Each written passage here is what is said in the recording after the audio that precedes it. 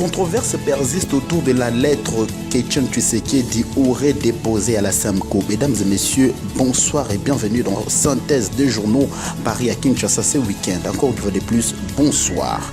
Dernière lettre de Tshisekedi, le G7, Pierre Lumbi clôt les débats. Titre: La tempête des tropiques. Selon la consoeur, grâce au témoignage de Pierre Lumbi, président en exercice du G7, le débat est définitivement clos autour de la dernière lettre écrite par Etienne Tshisekedi remise aux évêques de la SEMCO avant de s'envoler pour Bruxelles où il a subitement trouvé la mort. Ici, précise Pierre Lumbi, j'affirme ici que le président Etienne Tshisekedi a bel et bien laissé une lettre avant son voyage pour la Belgique, lettre signée de sa propre main et dont nous avions auparavant parlé avec lui du contenu, relève-t-il, et de continuer.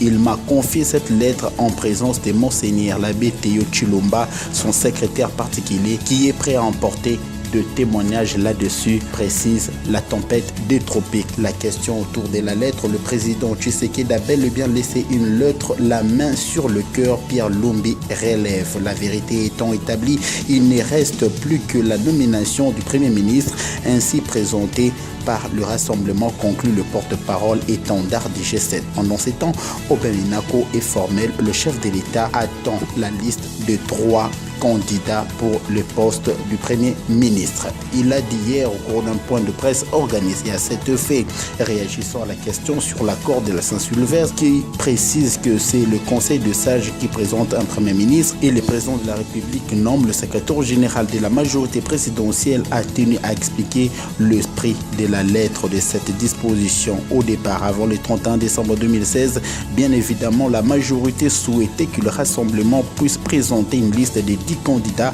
afin de permettre au président de la République, qui a un pouvoir de nomination et non un pouvoir d'entérinement, d'investir puis nommer. À titre précisé et d'ajouter, c'est un pouvoir du président de la République qui décide, je nomme tel, dans un contexte particulier du dialogue. À l'entendre, négociation rime avec concession réciproque face au rassemblement et à l'opposition, de manière générale, qui souhaitait que ce soit un seul candidat à présenter au président de la République, précise le Forum des As. Désignation du Premier ministre. La SEMCO a-t-elle caché la lettre de Tshisekedi? Cette question est posée dans Congo Nouveau. D'après les confrères, malin c'est lui qui dira avec exactitude si Etienne Tshisekedi avait transmis une lettre aux évêques catholiques pour désigner Félix Tshisekedi en qualité de Premier ministre avant de se rendre en Belgique où il est mort le 1er février, près de 3 semaines après sa mort. La polémique fait rage. En des termes un peu plus clairs, Pierre Lumbi accuse les évêques mieux le président de la conférence épiscopale nationale du Congo, Monseigneur Marcel Untembi, de cacher la lettre qu'il a reçue des mains de Etienne Tshisekedi, et c'est là devant témoins.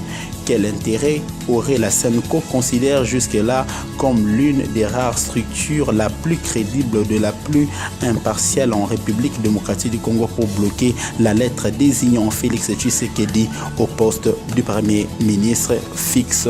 Congo Nouveau. Pression des ambassadeurs sur le rassemblement. Le vrai modérateur en parle aussi. Et ça s'est passé hier quand les ambassadeurs se sont rendus au rassemblement pour être fixés sur les enjeux politiques de l'heure. La communauté internationale, poursuit le confrère, s'investit pour booster la classe politique, en l'occurrence la majorité des rassemblements, face à une certaine léthargie en rapport avec la mise en application de l'accord du 31 décembre. Il nous revient à ces propos d'apprendre qu'il a été demandé au Conseil de sages du rassemblement les discussions sur la succession de Etienne Tshisekedi, de tout faire pour faire avancer les processus de la mise en application de l'accord du 31 décembre avant de demander que le rassemblement fasse diligence pour se choisir des dirigeants afin de faire accélérer les choses, notent les ambassadeurs. Dans l'actualité, c'est aussi l'interview exclusive que le secrétaire général de l'Alliance pour le progrès du Congo, APC en cycle, s'est livré à la presse. Ici, pour le secrétaire général de l'APC,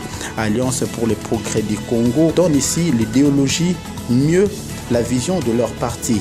L'APC adhère à l'idéologie du social-libéral. Il a dit le social-libéralisme met au centre de sa pensée le développement tant intérieur que matériel des êtres humains pensés dans leur interaction sociale. Sur le plan politique, l'éthique de l'APC s'oppose à l'auto l'autoritarisme et cherche à impliquer les êtres humains dans le processus décisionnel, d'où l'accent mis sur la démocratie. Sur le plan économique et social, l'APC fait la promotion des institutions cherchant à concilier liberté et égalité à travers notamment la mise en place des régulations ayant pour but d'établir une concurrence équilibrée et des politiques de distribution visant à accroître les libertés substantielles des individus, a dit le secrétaire général de cette structure politique qui a des ambitions en politique de la République démocratique du Congo.